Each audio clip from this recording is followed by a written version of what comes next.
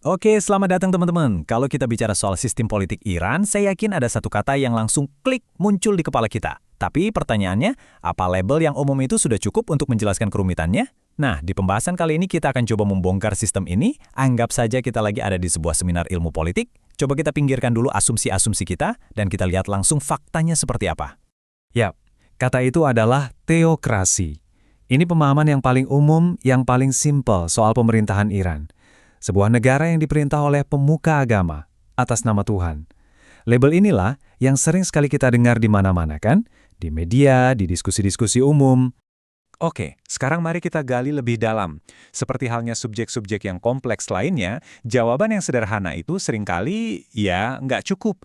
Di balik label teokrasi, itu ternyata ada sebuah struktur yang jauh lebih unik, jauh lebih berlapis. Anda siap untuk melihat lebih jauh?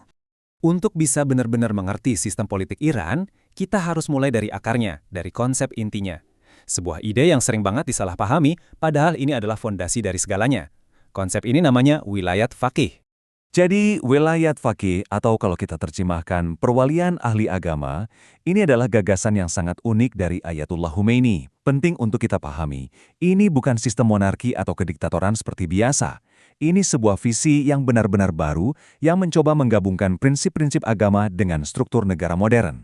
Nah, disinilah letak kuncinya. Kuncinya ada di nuansa kata wilayah itu sendiri, yang sering diterjemahkan sebagai guardianship atau perwalian. Analogi yang paling pas mungkin seperti ini. Bayangkan seorang wali untuk anak yatim. Tugas seorang wali itu apa? Bukan untuk menguasai hidup si anak secara mutlak kan? Tapi untuk membimbing, melindungi, dan memastikan kepentingannya terpenuhi. Nah, ini adalah bimbingan yang sifatnya paternalistik.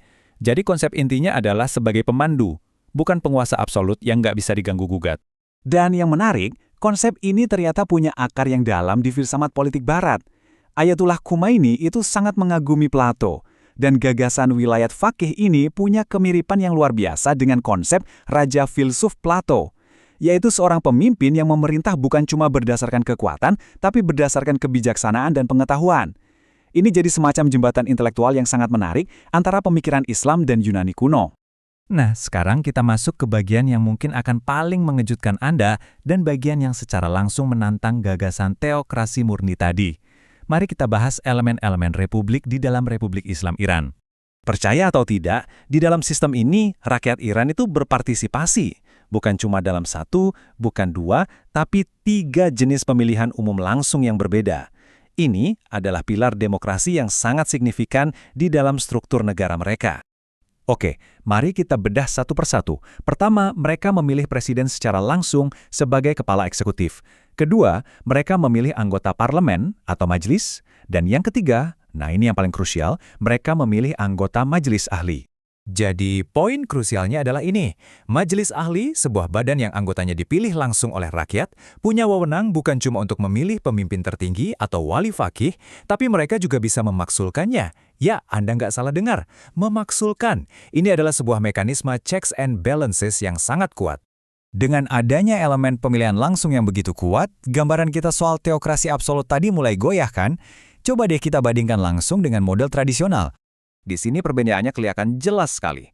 Dalam teokrasi klasik, pemimpin itu dianggap pilihan Tuhan. Kekuasaannya absolut, titik. Sementara di Iran, pemimpin tertinggi itu dipilih oleh sebuah dewan yang dipilih rakyat. Kekuasaannya dibatasi oleh konstitusi, dan dia bisa diberhentikan.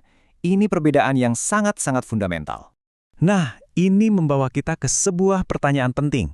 Kalau sistem Iran ini nggak pas disebut teokrasi, tapi juga bukan demokrasi liberal seperti yang kita kenal, lantas kerangka apa dong yang lebih akurat untuk memahaminya? Para ahli ilmu politik ternyata menawarkan sebuah istilah yang mungkin jauh lebih pas, poliarki. Ini adalah sebuah konsep untuk menggambarkan sebuah sistem di mana kekuasaan itu terdistribusi di banyak pusat yang berbeda. Jadi, konsep poliarki ini digagas oleh ilmuwan politik ternama Robert Adal. Poliarki itu bukan monarki, di mana kekuasaan terpusat di satu tangan. Tapi ini juga bukan demokrasi murni, sebuah kondisi ideal di mana kekuasaan itu tersebar merata ke seluruh rakyat. Poliarki ini semacam jalan tengah yang lebih realistis.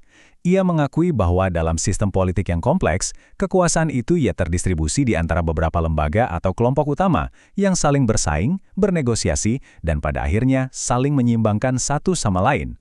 Menurut Dahl, poliarki ini adalah sistem yang lebih realistis. Sistem ini mencoba untuk mengoreksi kelemahan demokrasi murni di mana sebuah keputusan bisa saja dipengaruhi oleh emosi sesaat atau populisme. Caranya, dengan tetap mempertahankan kedaulatan rakyat sebagai sumber legitimasi, tapi menyeimbangkannya dengan otoritas institusional dan keahlian para ahli. Oke, sekarang mari kita coba terapkan kerangka poliarki ini secara langsung ke Iran. Kita lihat bagaimana sistem ini bekerja dalam praktiknya. Kekuasaan pemimpin tertinggi di Iran itu sama sekali tidak absolut. Kekuasaannya itu diseimbangkan oleh berbagai pusat kekuasaan lain. Ada konstitusi yang membatasi wewenangnya, ada majelis ahli yang bisa memakzulkannya, ada dewan penjaga yang memberi masukan, ada dewan kebijaksanaan, bahkan sampai ada para penasihat dari berbagai bidang keilmuan modern. Dan ini contoh yang sangat konkret. Untuk bisa mengesahkan sebuah undang-undang baru, Dewan Kebijaksanaan itu butuh persetujuan dari ahli hukum agama dan ahli hukum sekuler.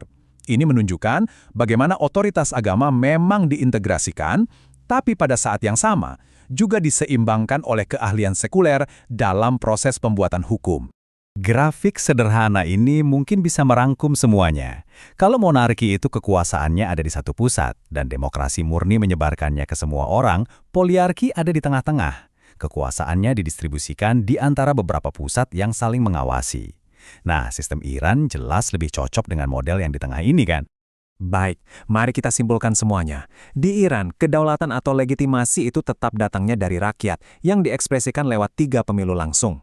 Namun, cara menjalankan kekuasaan negara itu sendiri tidak terpusat di satu titik. Sebaliknya, kekuasaan dijalankan melalui sebuah sistem otoritas yang jamak, yang kompetitif, dan yang saling menyeimbangkan. Inilah inti dari apa yang kita sebut sebagai poliarki. Pada akhirnya, analisis tentang Iran ini membawa kita pada sebuah pertanyaan universal.